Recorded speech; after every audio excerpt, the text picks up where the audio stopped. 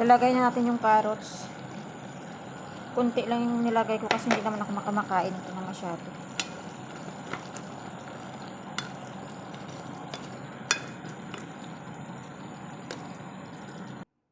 Ayan. Pwede na ito siya malagyan ng mushroom. Binawasan, hinati ko siya. Ay, binawasan, mas marami pala to. Binawasan ko siya kasi ayoko na may mushroom lahat. So, ito lang lalagyan ko ng mushroom. Yung ito, itatabi ko to.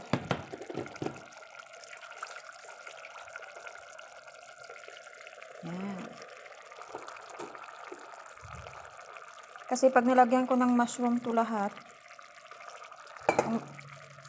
mabilis na, nakakaumay.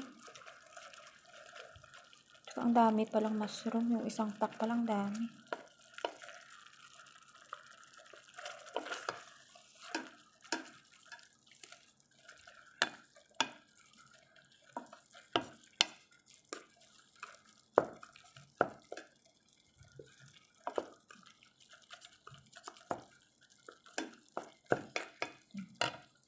So, ito itatabi ko ito.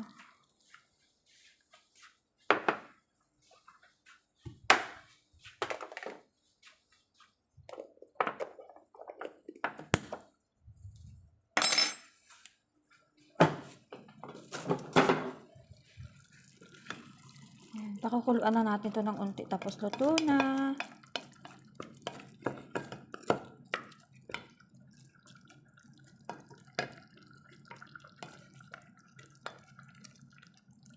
Okay. Papakuluan lang natin yan. Tapos luto na. Ready to eat na. Tingnan nyo ito. Kulang na lang dito yung yung green peas. Charot.